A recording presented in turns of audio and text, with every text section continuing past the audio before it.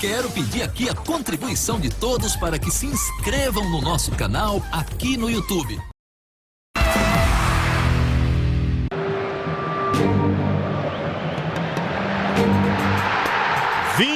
Gols no ano, 5 na Libertadores, 2 contra o Milionários. E o Flamengo tá nas oitavas com Pedro voando. Enquanto isso, cadê o Gabigol? Mete o pé, Gabigol, mete o pé, mete o pé. Você que é mídia, mete o pé pro Flamengo. Esse aí é o Jefferson, sósia do Gabigol. Nem ele escapou da raiva da torcida. Acabou que eu recebi um pouco de ameaça por alguns torcedores, né? A minoria. Tudo por causa daquela foto do Gabriel, o original, com a camisa do Corinthians. Não tem nada a ver, o Gabigol errou, mas estava também na intimidade dele. O garoto tá só trabalhando, deixa o garoto viver a vida dele, curtir o momento de fama dele. Mas eu fico feliz, graças a Deus, que tem muita gente que gosta, que abraça a brincadeira, o carinho. Eu acho que ele deu mole nessa aí, mas tipo assim, ele tem uma história gigante no Flamengo. Tá todo mundo aqui, ó, levantando pra ver qual é a camisa que eu tô vestindo. É a camisa do Mengão aqui, ó, Mengão. Não tem como vestir outra. Isso aqui é Flamengo.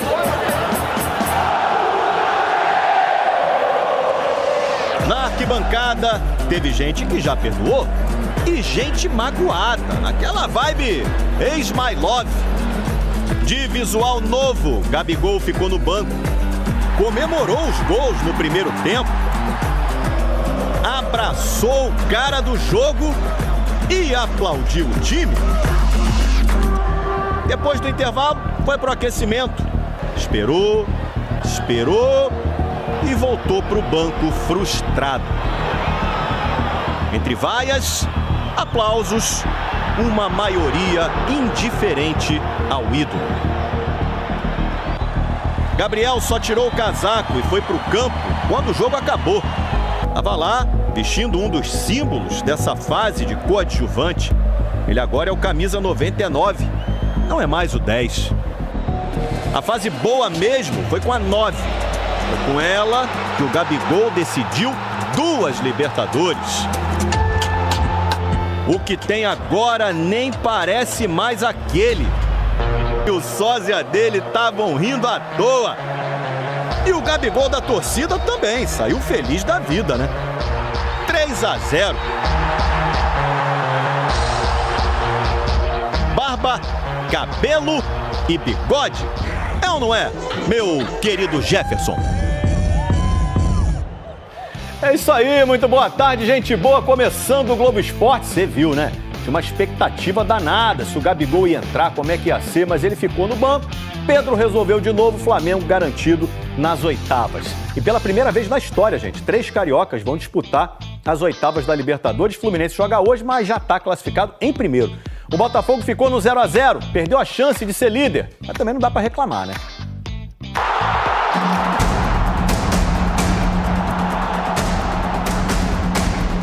Para os nossos torcedores que eu mais falo, é para eles que eu me preocupo passar a mensagem, porque fazem parte desta família Botafogo. E eu queria dizer que, em primeiro lugar, quero que estejam orgulhosos daquilo que foi a campanha que nós fizemos nesta fase de grupos.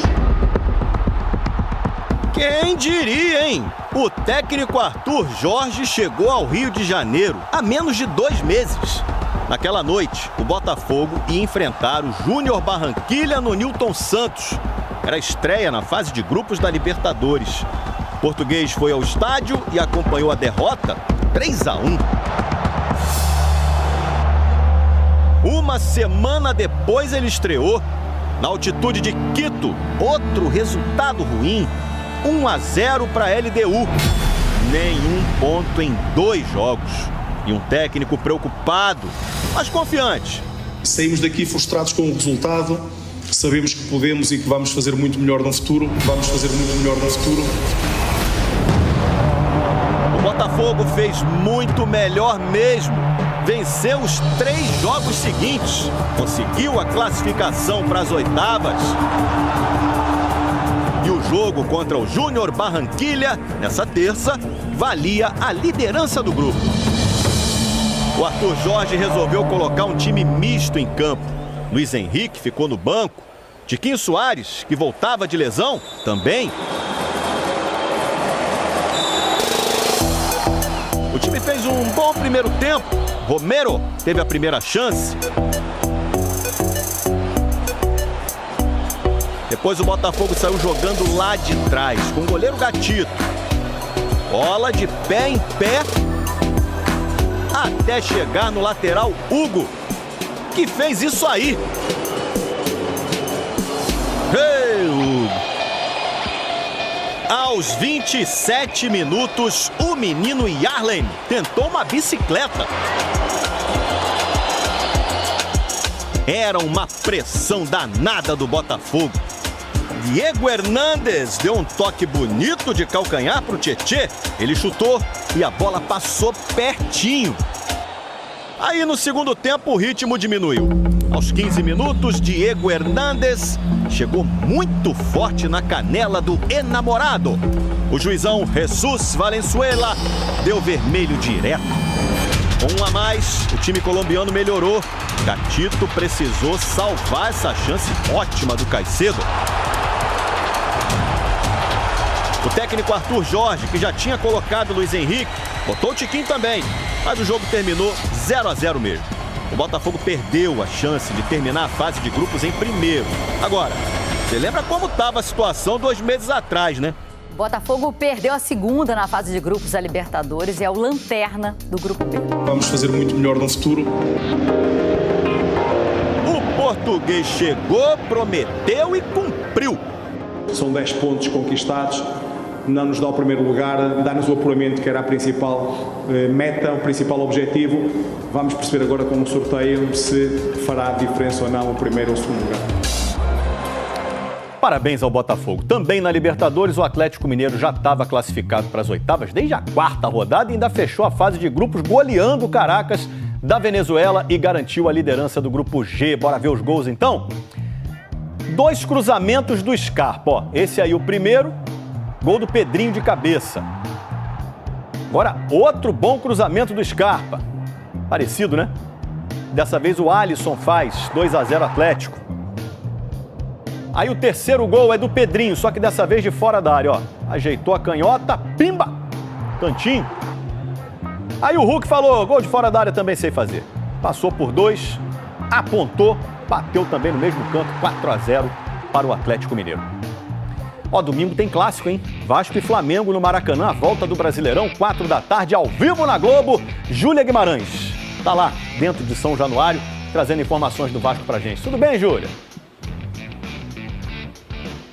Oi, Escobar, tudo bem? Um abraço para você e para todo mundo que está em casa nos assistindo. O Vasco está aproveitando bastante, né? O longo tempo de preparação para esse clássico de domingo contra o Flamengo. Isso porque o último jogo do Vasco foi aqui em São Januário, na terça-feira da semana passada, um duelo pela Copa do Brasil contra o Fortaleza. Depois o time teve 2 dias de folga e a partir de sexta-feira começou a treinar sob o comando de um novo treinador, né? O Álvaro Pacheco, português, muito elogiado pelos jogadores, né? Por causa da entrega, da energia, a intensidade também nos trabalhos. O Álvaro Pacheco, ele vai ser apresentado nesta sexta-feira aqui em São Januário e a estreia vai ser contra o Flamengo. E tem uma curiosidade sobre isso, porque os últimos 2 técnicos que estrearam à frente do Vasco em clássicos contra o Flamengo venceram. Foi em 2015, 2 vitórias por 1-0. Celso Roth e o Jorginho eram os treinadores. O Vasco vai ter força total para esse jogo, tirando, claro, os jogadores que já estão machucados há mais tempo, o Jair e o Paulinho. Com vocês, Escobar. Tudo dito. Muito obrigado, Júlia Guimarães. O vento tá perturbando. A seguir, notícias ao vivo do Fluminense, que pega o Alianza Lima e você vai ver ao vivo na Globo, já já.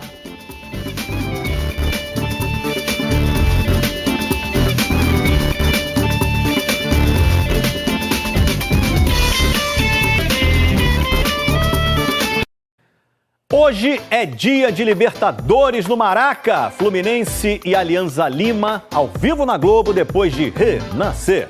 Débora Gares vai trazer pra gente lá direto do Maracanã as últimas do Fluminense, que já tá classificadaço, tranquilo, né, Débora? É isso, Escobar. Muito boa tarde para você e para todo mundo que nos acompanha. O Fluminense já está preparado, já está classificado para a próxima etapa da Libertadores, para as oitavas de final, e já garantiu também a liderança do Grupo A.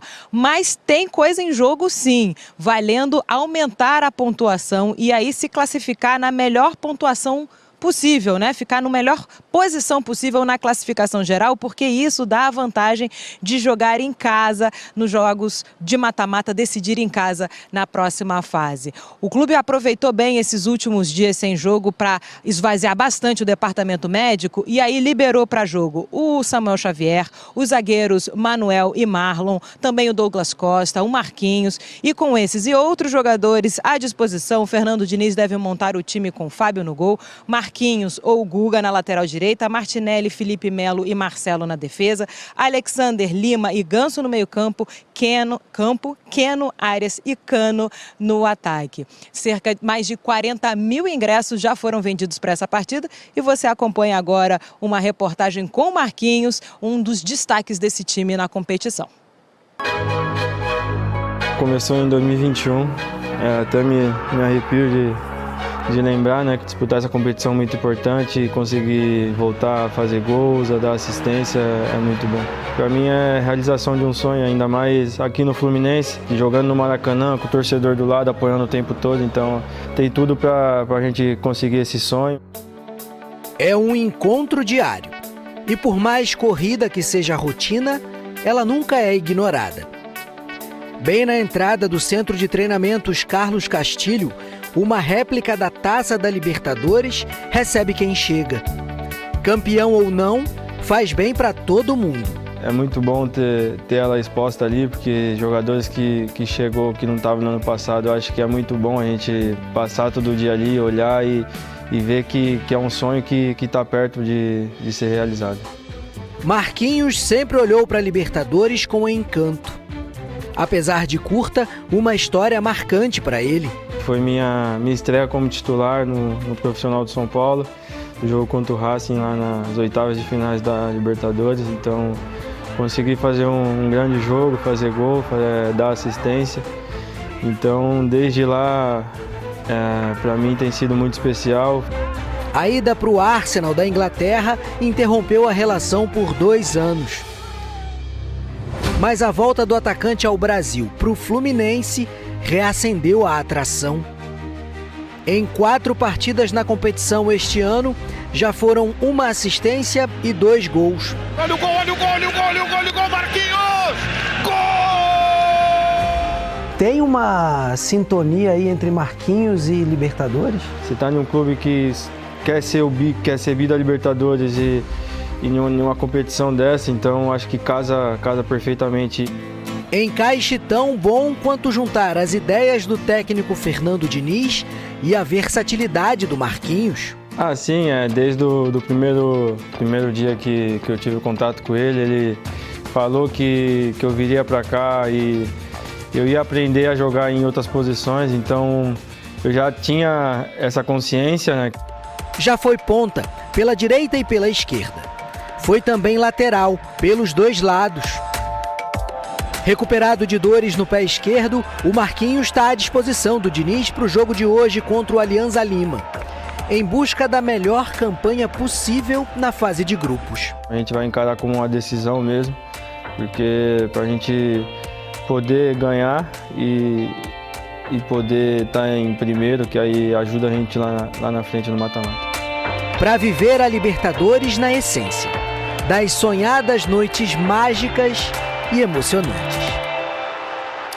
O Internacional voltou a jogar depois de exatamente 1 mês parado por conta das enchentes no Rio Grande do Sul e foi bem longe de casa, foi em São Paulo, no estádio do Barueri. Uniformes manchados, como se fosse lama. Foi assim que o Inter foi a campo contra o Belgrano pela Sul-Americana. Saiu na frente com esse gol do Borré. Mas o René errou o passe e o time argentino aproveitou. Gol de Pablo Chavarria. E também fez o da virada de cabeça. 2-1 para o Belgrano. O Inter é o 3º do grupo, mas ainda tem 2 jogos. Quem passou de fase numa boa foi o Corinthians, que venceu o Racing do Uruguai. Olha esse tapa do Rodrigo Garro. O segundo gol foi mais feinho, né? Gol contra do Robinson Ferreira. Mas o terceiro, que jogadaça do Igor Coronado, hein? Saiu driblando todo mundo e fez o primeiro dele com a camisa do Corinthians. O jogo também teve uma despedida. Paulinho fez o último jogo dele pelo clube e se emocionou demais. Homenagens para quem foi campeão brasileiro da Libertadores e Mundial pelo Corinthians. Pois é, a seguir o Pedro fez o segundo dele e ficou ali esperando o VAR até que a comemoração foi liberada.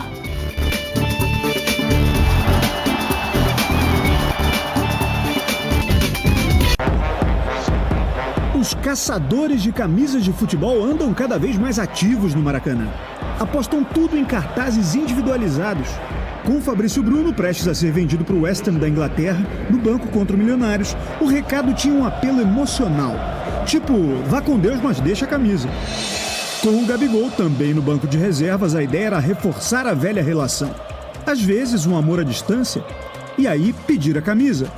Mesmo após aparecer numa foto em casa vestido de Corinthians, aparentemente ele continua nos corações rubro-negros. A exceção foi esse torcedor aí tentando vender o atacante a qualquer preço. Aliás, após o jogo, o Tite fez um apelo à torcida do Flamengo. Às vezes magoada, impaciente com os jogadores e a comissão técnica. Apoia, incentiva, porque o Flamengo não é o Tite. O Tite vai passar, o atleta vai passar, mas é o manto sagrado que está ali. Apoia, incentiva. Vai fazer diferença, os 64 mil e não sei quantos que eu vi, na hora que tá, faz diferença quando tiver esse tipo de comportamento. Faz. Olha, os mais de 60 mil rubro-negros no Maracanã para a partida contra o Milionários não tiveram do que reclamar. Foi outra noite de muita intensidade em campo. Com apenas 6 minutos, o Giraldo recuou uma bola cheia de defeito e pôs o Monteiro na fogueira. O Pedro pressionou o goleiro colombiano e só não entrou com bola e tudo porque teve humildade. Desde ali da frente a gente tem que marcar, pressionar também e sair um gol assim, mérito total da equipe, do Tite também, da comissão que treina isso. O Pedro estava ligado ali, fez o gol, depois o zagueiro ajudou ali, ainda bem. Sim, o goleiro do Milionários ainda sofreu mais com o fogo amigo. Após o Davi Luiz desbravar o lado direito e tocar para o Gerson cruzar, o Vargas fez um gol contra digno de centroavante. O Flamengo vai conquistando a classificação, é ganhar e classificar Mengão. O Rossi correu perigo em apenas um lance no primeiro tempo. Davi Silva de cabeça. Atestada e ela saiu, foi pela linha de fundo. Mas o Flamengo ainda fez mais um gol antes do intervalo. Mal entrou em campo para substituir o Ayrton Lucas, que estava machucado, e o Vinha já apareceu para roubar uma bola e acertar um passe na medida para o Pedro. O Bandeira deu impedimento, mas o VAR chamou o árbitro argentino Facundo Télio e avisou que o Banguero, aqui embaixo no vídeo, dava condições ao camisa 9 do Flamengo. Com 2 minutos de atraso, o Pedro pôde reverenciar a torcida e celebrar o 20º gol dele em jogos oficiais nesse ano. O cara não para de fazer gol! Meteu essa, hein, Pedro! E o artilheiro do futebol brasileiro nessa temporada quase fez o 21º em grande estilo, de bicicleta. Eu tentei fazer um movimento de uma bola rápida, mas infelizmente pegou no gramado e amorteceu pro goleiro. Mas foi um belo cruzamento, uma finalização boa também, e que não saiu em cheio e na próxima espero que saia. O Flamengo não desacelerou no jogo. Buscou o 4º gol com a Arrascaeta. A esquerda do goleiro Monteiro vai pela linha de fundo. Com o Gerson. Adiantou, botou na área, com a Arrasca pro Pedro, trabalhou pra Gerson, na área, limpou, colocou e ela saiu. Com o Everton Cebolinha. Lá vai o Cebola, tenta o primeiro drible, adiantou, entrou na grande área, driblando, se chutar o golaço pela linha de fundo. E com Pedro, mais uma vez.